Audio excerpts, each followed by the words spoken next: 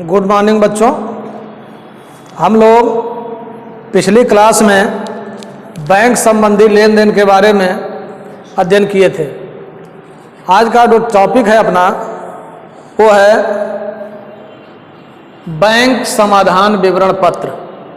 Bank समाधान विवरण पत्र कैसे तैयार करते हैं इसके बारे में आज हम लोग देखेंगे। सबसे पहले आपको जानना जरूरी है कि बैंक समाधान विवरण पत्र होता क्या है। आप जानते हैं कि कोई भी व्यापारी है, वो व्यापारी बैंक में खाता अपना खोलता है और उस बैंक के खाते के माध्यम से अपना लेन देन करता है। बैंक में जब खाता खुलता है और व्यापारी द्वारा बैंक में कुछ पैसा जमा किया जाता है या निकाला जाता है, उसके लिए बैंक द्वारा एक पासबुक दी जाती है और उस पासबुक में जितनी भी रकम आप निकालते हैं और जितनी भी रकम जमा करते हैं उसका विवरण छपा होता है। इसी तरह से व्यापारी बैंक से जब भी कोई लेन देन करता है तो व्यापारी के यहाँ एक पुस्तक रखी जाती है, रोकड़ पुस्तक।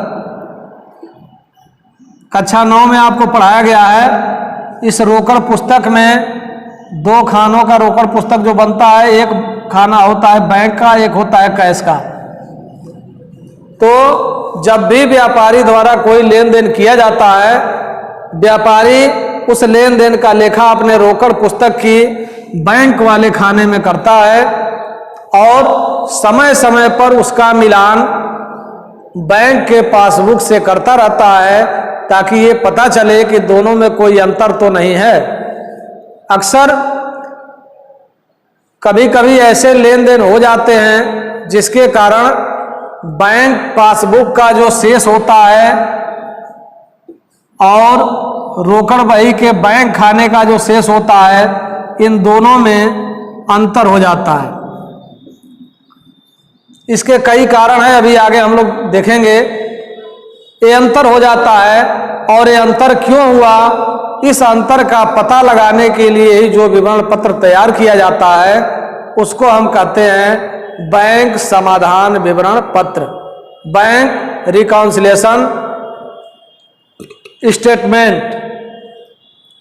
और ये व्यापारी अपनी सुविधा के अनुसार महीने के अंत में या 2 महीने के अंत में या 3 महीने के अंत में जब चाहे वो बना सकता है। तो बैंक समाधान विवरण पत्र का आपको आशय समझ में आ गया। व्यापारी के रोकड़ बही के बैंक खाने के शेष और पासबुक के शेष में के अंतरों का पता लगाने के लिए जो विवरण पत्र तैयार किया जाता है उसे बैंक समाधान विवरण पत्र कहते हैं। अब आता है कि जो ये अंतर होता है रोकड़ बही में और बैंक पासबुक में, इन दोनों में जो अंतर होता है उस अंतर का कारण क्या होता है। तो अंतर का कारण आप देखेंगे, इन दोनों में अंतर किन किन कारणों से हो सकता है। इसके प्रमुख रूप से 2 कारण हैं। पहला कारण है प्रविष्टियां जिनका लेखा रोकड़ बही में हो किंतु पासबुक में न हुआ हो। इससे क्या होगा, कुछ प्रविष्टियां ऐसी होती हैं जिनका लेखा रोकड़ बही में हो गया। रोकड़ बही में कैसे हो गया, रोकड़ बही में ऐसे हो गया कि व्यापारी जब कोई भी भुगतान करता है तो भुगतान करते समय तुरंत उसका लेखा अपने रोकड़ बही में कर लेता है। रोकड़ बही में जो उसके पास होती है उसमें लेखा इसका जो भी भुगतान करता है वो बैंक वाले खाने में उसका लेखा कर लेता है, या जो भी प्राप्त करता है उसका लेखा बैंक वाले खाने में कर लेता है। लेकिन ऐसा हो सकता है कि कोई चेक प्राप्त हुआ, उसका लेखा पासबुक रोकड़ बही में तो कर लिया गया, लेकिन बैंक में भेजा गया और बैंक में वो रुपया अभी हमारे पासबुक में न चढ़ा हो, तो इससे क्या होगा कि रोकड़ बही के शेष और पासबुक के शेष में अंतर आएगा। इस तरह के जितने भी लेन देन होते हैं वो दोनों में अंतर प्रकट कर देते हैं और इस कारण से पासबुक में और रोकड़ बही में अंतर दिखाई देने लगता है। दूसरा कारण है प्रविष्टियां जिनका लेखा पासबुक में हो गया हो किंतु रोकड़ बही में ना हुआ हो। ऐसी भी कुछ प्रविष्टियां हो सकती है जिनका लेखा रोकड़ बही में जिनका लेखा पासबुक में हो गया हो किंतु रोकड़ बही में ना हुआ हो। ऐसा भी हो सकता है, जैसे मान लीजिए बैंक द्वारा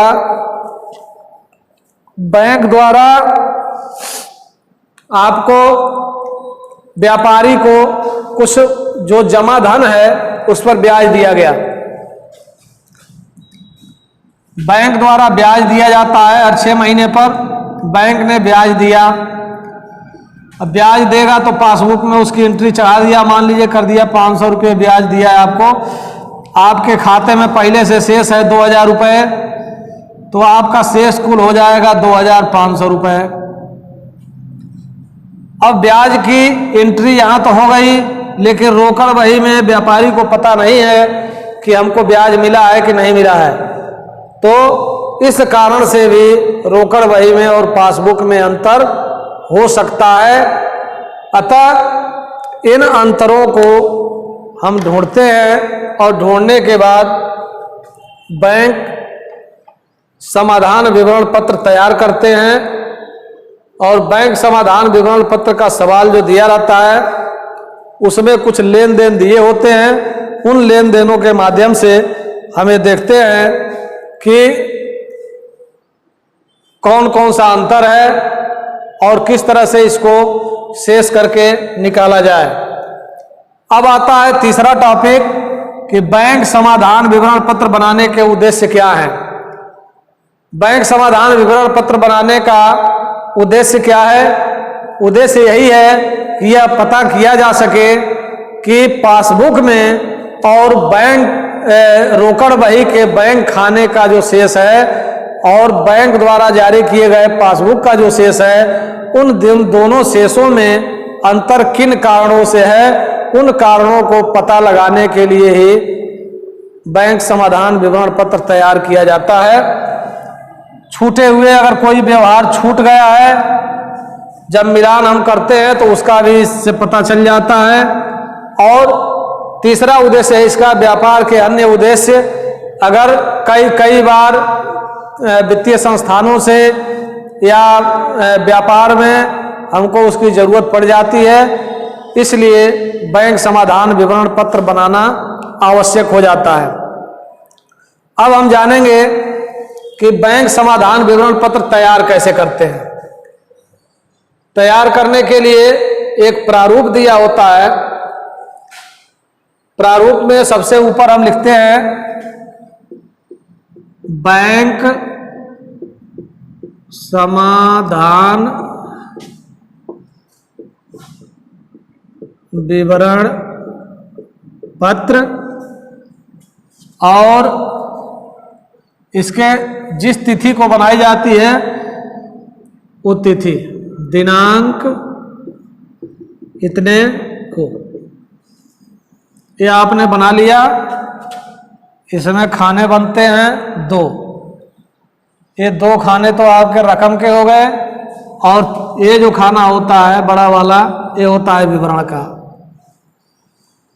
ये बनाएंगे, इसमें लिखेंगे विवरण, इसमें लिखेंगे विस्तार और इसमें लिखेंगे धनराशि। सवाल में आपके शेष दिया रहता है, रोकड़ बही का शेष या बैंक पासबुक का शेष, दोनों में कोई एक शेष आपको दिया रहेगा। पहले से जो शेष दिया हुआ है उसको यहाँ सबसे ऊपर लिखेंगे। जैसे मान लीजिए रोकड़ बही के अनुसार शेष दिया हुआ है, रोकड़ बही आबलिक पासबुक के अनुसार शेष, इसको हम लोग यहाँ लिख लेंगे। और इसके बाद से 2 चीज़ें इसमें आती हैं, कुछ मदों को जोड़ा जाता है और कुछ मदों को घटाया जाता है। अब कौन कौन सी मदें ऐसी हैं जिनको जोड़ा जाता है, कौन कौन सी ऐसी मदें हैं जिनको घटाया जाता है, इसका PDF आपको हम डाल देंगे।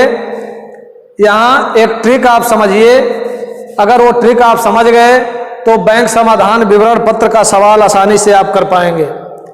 सबसे पहले आप एक रोकड़ बही के आधार पर अगर बना रहे हैं तो रफ के लिए एक अपने कॉपी में एक पासबुक भी बना लीजिए। ये आपका पासबुक है। कभी भी कोई लेन देन दिया हो, उस लेन देन को पढ़ने के बाद हम ये देखते हैं कि उस लेन देन का प्रभाव इस दूसरे जो पासबुक है इस पर क्या पड़ा है। अगर यहाँ पर शेष बढ़ रहा है तो यहाँ भी शेष बढ़ाने के लिए हम क्या करेंगे, शेष दिया हुआ है, इस शेष को बढ़ाने के लिए वो रकम यहाँ पर जोड़ देंगे। जैसे एक लेन देन दिया गया, मान लीजिए कि चेक निर्गमित किया गया, चेक निर्गमित किया गया किंतु भुगतान के लिए प्रस्तुत नहीं हुआ। व्यापारी ने चेक निर्गमित कर दिया लेकिन भुगतान कहां से मिलेगा, बैंक से। बैंक में वो चेक प्रस्तुत नहीं हुआ है। अब व्यापारी ने जब चेक निर्गमित किया तो क्या हुआ, चेक निर्गमित किया तो रोकड़ बही का शेष क्या हुआ, मान लीजिए 1000 रुपये का चेक अगर निर्गमित किया, किसी को चेक दिया तो रोकड़ बही तो माइनस 1000 हो गया, 1000 इसमें से घट गया रोकड़ बही के शेष से। इसका मतलब कि रोकड़ बही में 1000 शेष कम हो गया है। लेकिन अगर 1000 रुपये का चेक बैंक में प्रस्तुत हो गया होता तो 1000 रुपये यहां भी कम हो गया होता, लेकिन कम नहीं हुआ है यहां क्योंकि चेक अभी तक बैंक में गया नहीं है। तो बैंक पासबुक जो है वहां पर शेष 1000 रुपये ज्यादा दिखा रहा होगा, यहां पर शेष 1000 रुपये ज्यादा दिखा रहा है। इसका मतलब हमको क्या करना चाहिए, यहां भी शेष को हमको उतना बढ़ा देना चाहिए। तो यहां हम लिखेंगे जोड़ा में चेक निर्गमित किंतु भुगतान के लिए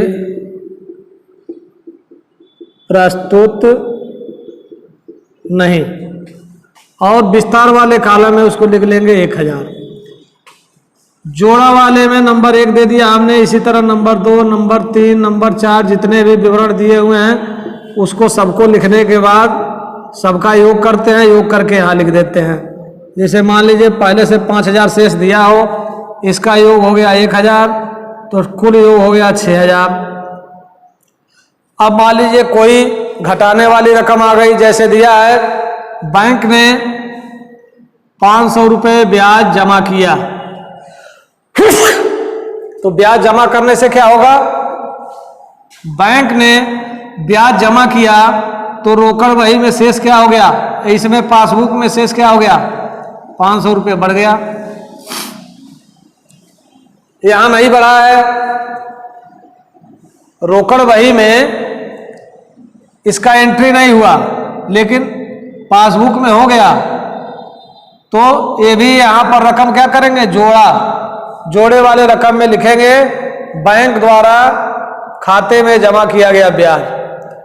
अगर बैंक द्वारा मान लीजिए आपके खाते से 200 रुपये चार्ज काट दिया गया, बैंक ने किसी मद में 200 रुपये चार्ज आपके खाते से काट लिया, इसकी सूचना आपको नहीं दिया है अभी, तो 200 रुपये यहाँ क्या हो गया, पासबुक के शेष में 200 रुपये कम हो गए क्योंकि 200 रुपया बैंक ने काट लिया है। जबकि हमको सूचना नहीं मिली कि रोकड़ बही में घटाए तो रोकड़ बही में शेष 200 रुपया ज्यादा है, तो इस शेष को हम क्या करेंगे, रोकड़ बही के शेष से कम करेंगे। कम करने के लिए यहाँ लिखेंगे घटाया में कि बैंक द्वारा लिया गया चार्ज, और विस्तार में लिखेंगे 200 रुपये। इसी तरह से जो भी घटाने वाली रकम होगी उसको यहाँ लिखेंगे विवरण, और यहाँ रकम लिखते जाएंगे, सबका योग करके यहाँ लिख देंगे और फिर इसको घटा लेंगे। आप घटाएंगे तो यहाँ आ गया 5,800। ये आपका हो जाएगा रोकड़ बही के अनुसार। ये शेष हमने लिया था तो यहाँ नीचे आएगा पास बुक के अनुसार शेष।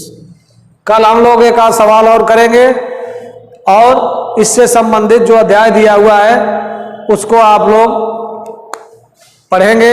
पीडीएफ आपको भेज दिया जाएगा, उसको पढ़ेंगे और सवाल की प्रैक्टिस जरूर किया करिए। जितना प्रैक्टिस करेंगे आप उतना ही आपको ज़्यादा समझ में आएगा। आज के लिए इतना ही। Thank you.